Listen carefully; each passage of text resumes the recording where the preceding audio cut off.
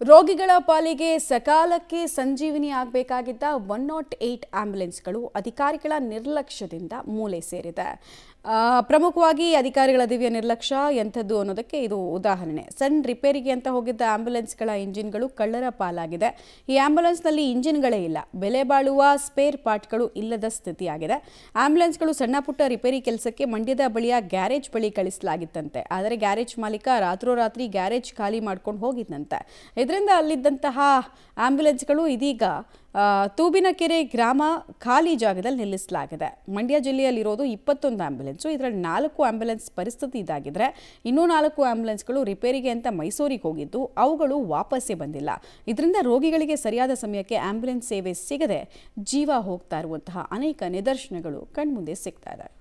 ಅಧಿಕಾರಿಗಳ ನಿರ್ಲಕ್ಷ್ಯತನದಿಂದಾಗಿ ರೋಗಿಗಳು ಮತ್ತು ಅಪಘಾತಕ್ಕೆ ಒಳಗಾದವರಿಗೆ ಸಂಜೀವಿನಿ ಆಗಬೇಕಾದಂತಹ ಆಂಬುಲೆನ್ಸ್ಗಳು ಮಂಡ್ಯದಲ್ಲಿ ಗುಜರಿಯಲ್ಲಿ ಬಿದ್ದಿರುವಂಥದ್ದು. ನಾನಿದೀಗ ಆ ಒಂದು ದೃಶ್ಯಾವಳಿಗಳನ್ನು ತೋರಿಸ್ತಾ ಇದ್ದೀನಿ. ದೃಶ್ಯಾವಳಿಗಳಲ್ಲಿ ಗಮನಿಸ್ತಾ ಇರುವಂಥದ್ದು 4 ಆಂಬುಲೆನ್ಸ್ಗಳು ಸಂಪೂರ್ಣವಾಗಿ ಗುಜರಿಯ ಸ್ಥಿತಿಯಲ್ಲಿ ಇದೆ. ಅಂದರೆ ಇವು ಆರಂಭದಲ್ಲಿ ಸಣ್ಣ ಪುಟ್ಟ ರಿಪೇರಿಗೆಂದು ಗ್ಯಾರೇಜ್ಗೆ ಹೋಗಿರ್ತವೆ. ಆದರೆ ಅಲ್ಲಿದ್ದಂತಹ ಒಬ್ಬ ಮೆಕ್ಯಾನಿಕ್ ಇದನ್ನು ಸರಿಯಾಗಿ ರಿಪೇರಿ ಮಾಡದಂತೆ ಇಲ್ಲಿದ್ದಂಥ ಇಂಜಿನ್ಗಳಾಗಿರ್ಬೋದು ಮತ್ತು ಇತರ ಉಪಕರಣಗಳನ್ನು ಬಿಚ್ಕೊಂಡು ಮಾರ್ಕೊಂಡಿರುವಂಥದ್ದು. ಹೀಗಾಗಿ ಆ ಒಂದು ಸ್ಥಳದಿಂದಾಗಿ ಈ ಒಂದು ಸ್ಥಳಕ್ಕೆ ಶಿಫ್ಟ್ ಮಾಡಿದ್ದಾರೆ. ಒಟ್ಟು ಮಂಡ್ಯದಲ್ಲಿ ಈ ಒಂದು 4 ಆಂಬುಲೆನ್ಸ್ಗಳನ್ನ ಸೇರಿ 21 ಆಂಬ್ಯುಲೆನ್ಸ್ಗಳು ಇರುವಂಥದ್ದು. ಈ ಪೈಕಿ ಇದೀಗ 4 ಆಂಬ್ಯುಲೆನ್ಸ್ಗಳು ಕೆಲಸಕ್ಕೆ ಬಾರದ ರೀತಿಯಾಗಿ ಈ ರೀತಿ ಬಿದ್ದಿದೆ. ಇನ್ನು ಉಳಿದ 4-5 ಆಂಬ್ಯುಲೆನ್ಸ್ಗಳು ಏನು ಸಣ್ಣ ಪುಟ್ಟ ರಿಪೇರಿಗೆಂದು ಗ್ಯಾರೇಜ್ಗೆ ಹೋಗಿವೆ. ಅವು ಕೂಡ 6-7 ತಿಂಗಳಿಂದ ಗ್ಯಾರೇಜ್ನಲ್ಲೇ ಕೂಡ ಕೊಳಿತಾ ಇರುವಂಥದ್ದು. ಇನ್ನೊಂದು ಕಡೆ ಕೇವಲ 14ರಿಂದ 15 ಆಂಬ್ಯುಲೆನ್ಸ್ಗಳು ಅಷ್ಟೇ ಕೂಡ ಇಡೀ ಜಿಲ್ಲಾದ್ಯಂತ ಕೆಲಸ ಮಾಡ್ತಾ ಇದ್ದಾವೆ. ಯಾಕಂದರೆ ಸರಿಯಾದ ನಿರ್ವಹಣೆ ಮಾಡದಂಥ ಕಾರಣವಾಗಿ ಈ ರೀತಿಯಾದಂಥ ದುಸ್ಥಿತಿ ಆಂಬ್ಯುಲೆನ್ಸ್ಗಳಿಗೆ ಬಂದೊದಗಿರುವಂಥದ್ದು. ಯಾಕಂದರೆ ಹಳ್ಳಿಗಾಡಿನ ಜನರಿಗೆ ಅತ್ಯಂತ ಉಪಯೋಗ ಆಗಬೇಕು ಅನ್ನೋ ನಿಟ್ಟಿನಲ್ಲಿ ಶೀಘ್ರಗತಿಯಲ್ಲಿ ಆಂಬುಲೆನ್ಸ್ಗಳು ಜನರಿಗೆ ರೀಚ್ ಆಗಬೇಕು ಅನ್ನೋ ನಿಟ್ಟಿನಲ್ಲಿ 108 ಆಂಬುಲೆನ್ಸ್ನ ರಾಜ್ಯ ಸರ್ಕಾರ ಜಾರಿಗೆ ಕೊಡ್ತು. ಅದೇ ರೀತಿಯಾಗಿ ಜಿಲ್ಲಾದ್ಯಂತ ಹಲವು ಆಂಬುಲೆನ್ಸ್ಗಳನ್ನ ಕೊಟ್ಟಿರುವಂಥದ್ದು.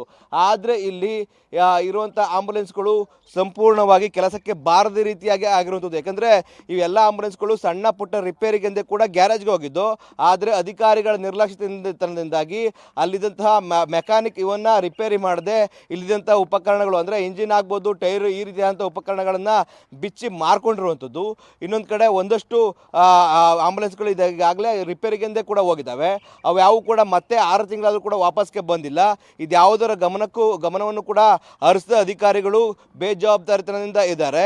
ಈಗಾಗಲೇ ಅಪಘಾತಗಳಿಂದಾಗಿ ಒಂದಷ್ಟು ಸಾವು ನೋವುಗಳ ಸಂಖ್ಯೆ ಕೂಡ ಮಂಡ್ಯ ಜಿಲ್ಲೆಯಾದ್ಯಂತ ಹೆಚ್ಚಾಗ್ತಾ ಇರುವಂಥದ್ದು.